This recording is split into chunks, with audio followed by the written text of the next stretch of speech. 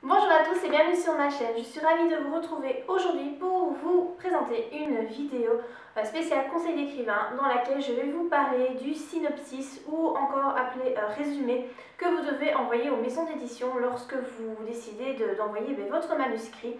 En général, les maisons d'édition vous demandent de leur fournir un résumé ou un synopsis, ce qui est en fait la même chose.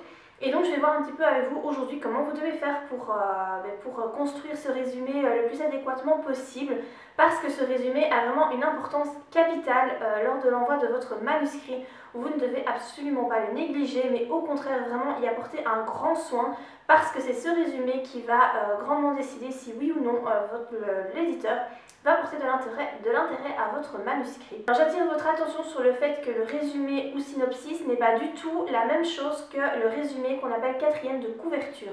Le quatrième de couverture, c'est en fait ce qu'on retrouve à l'arrière des livres, cette espèce de petit résumé qui doit appâter le lecteur.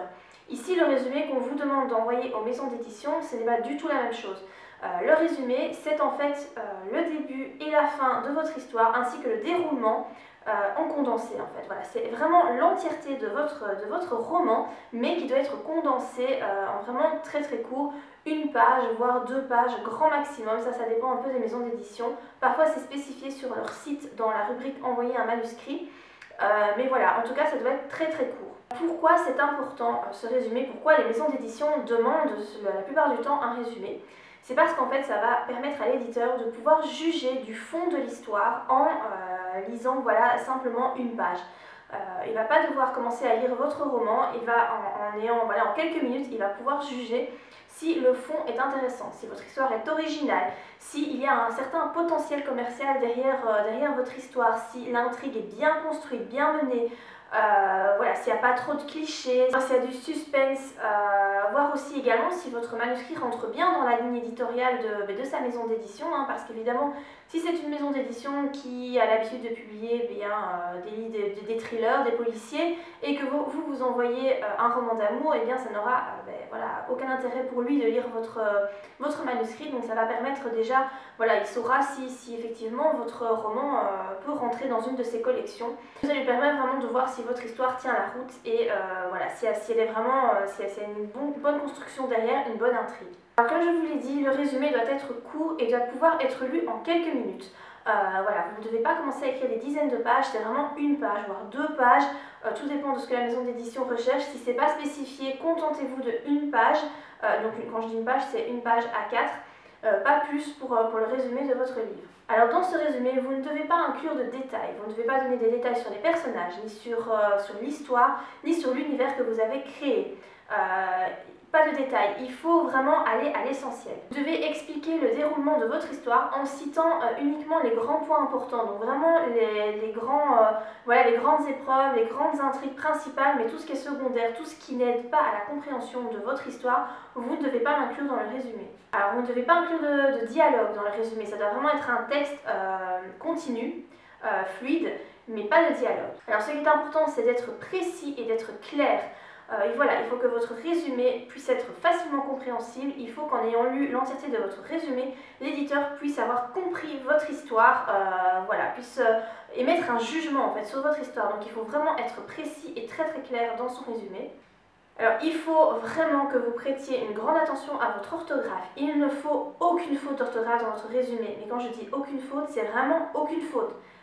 C'est vraiment, c'est une page de texte. Si l'éditeur remarquait déjà 20 fautes sur une page, vous pouvez être sûr à 100% qu'il ne va pas lire votre manuscrit, parce que s'il y a déjà 20 fautes sur une page, alors imaginez sur 300 pages. Il ne faut pas de faute, mais vraiment aucune faute d'orthographe. Il faut bien conjuguer ses verbes, il faut que les phrases soient bien construites en bon français. Après, vous ne devez pas commencer à essayer de faire des phrases pour impressionner. Il faut que le style soit simple. Vous ne devez pas faire un style littéraire très joli, très emphasé, tout ce que vous voulez. Non, vous devez vraiment il faut faire le plus simple possible, mais il ne faut pas de faute, et il faut que les phrases soient construites en bon français et les verbes conjugués correctement. Alors si votre roman n'est pas trop long, ce que vous pouvez faire pour vous aider à construire votre résumé, c'est de prendre chapitre par chapitre et résumer chaque chapitre en 1 ou 2 phrases. Et ensuite, quand vous aurez bien toutes ces phrases, vous les mettrez l'une à la suite des autres et eh bien vous arrangerez pour que votre texte soit facilement lisible et soit continu. Par contre, si votre roman est vraiment très long et que vous avez, je ne sais pas, une cinquantaine de chapitres, que vous ne pouvez pas faire, faire comme ça, alors vous devez vraiment faire un résumé global de votre histoire et donc gommer certains chapitres, vraiment aller à l'essentiel et ne pas faire chapitre par chapitre. Alors tenez à l'œil que dans votre résumé, il ne doit pas y avoir de suspense. Le but c'est vous ne devez pas en fait...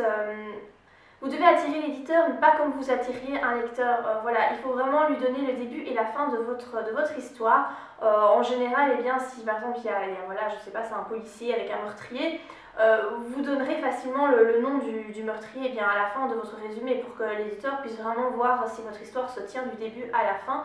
Donc il n'y a pas de suspense dans le résumé. Alors moi, personnellement, ce que j'avais fait, et je trouve que c'est peut-être pas une mauvaise idée de faire ça, j'avais fait deux résumés. J'avais fait un résumé de type court et un résumé de type long. Et ce que j'ai fait, c'est qu'en fait, quand j'ai envoyé mon manuscrit aux maisons d'édition, dans la lettre de présentation, puisque moi j'ai tout fait par mail, mais que ce soit par mail ou par voie postale, vous devez de toute façon écrire un courrier de présentation. Et en fait, moi, dans le courrier de présentation, j'avais inclus un résumé court. Donc quand je dis un résumé court, il faisait peut-être 15 lignes. Donc il était vraiment très court. Voilà, mon livre était vraiment très fort résumé dans la lettre d'envoi. Et en pièce jointe, j'envoyais également un résumé de type long. Et donc le résumé de type long, il faisait une page. Ouais, je crois que je m'étais contentée de faire une page A4, c'est tout. J'avais pas fait plus grand. Donc ça me permettait en fait, je me suis dit que c'était une bonne idée parce que du coup, rien que dans la lettre de présentation, l'éditeur pouvait déjà se faire une première idée de mon manuscrit. Si vous voulez aller plus loin, il y avait un résumé long en pièce jointe et si ça l'intéressait vraiment, mon manuscrit était joint également. Donc voilà, je vous suggère de faire comme ça peut être une idée pas trop mal, mais en tout cas ça a payé pour moi, donc ça peut être une idée pas mal à retenir. Alors vous devez tenir à l'œil que votre résumé, en fait, son utilité, il doit servir à vous vendre auprès de l'éditeur. C'est vraiment un enjeu commercial en fait. Vous devez lui montrer à travers votre résumé pourquoi votre roman mérite d'être publié chez lui. Vous devez lui montrer ce qu'il a d'original, ce qu'il a qui se démarque des autres romans. Vous devez vraiment jouer sur ce résumé. Voilà, c'est vraiment fait pour vous vendre votre livre. Donc il faut vraiment y apporter un grand soin. Alors, sachez que vous pouvez faire un résumé pour tous les types d'ouvrages. Donc ce n'est pas spécialement pour tout ce qui est fictionnel, ça peut être aussi pour les non-fictions, pour les biographies, pour les ouvrages, je ne sais pas, de type documentation, information, ce genre de choses. Voilà, vous pouvez faire un résumé pour vraiment tous les ouvrages, mais c'est toujours le même principe, il faut que ce soit condensé, qu'il y ait le début et la fin, et voilà, que ce soit vraiment condensé très court. Alors, concernant le temps que vous devez utiliser pour l'écriture de votre résumé, eh bien c'est comme vous voulez, c'est vraiment au choix. Vous pouvez l'écrire au passé si votre manuscrit est au passé, vous pouvez l'écrire au présent si votre manuscrit est au présent, vous pouvez l'écrire au présent même si votre manuscrit est au passé, c'est vraiment comme vous voulez. Sachez seulement que le fait d'écrire au présent, ça permet de faire en sorte que les événements se déroulent très vite. Ça permet une certaine rapidité dans le récit et une certaine fluidité. Donc ça peut être plus facile d'écrire votre résumé au présent. Mais ça c'est comme vous voulez, vraiment il n'y a pas de règle, c'est vous qui choisissez. Du moment que c'est bien écrit, que les verbes sont bien conjugués et que voilà, ça va attirer l'éditeur et servir à vous vendre. Donc voilà pour cette vidéo sur le résumé et le synopsis. J'espère qu'elle vous aura été utile, que vous l'avez apprécié. Si vous avez des questions, comme d'habitude, n'hésitez pas à les laisser en commentaire.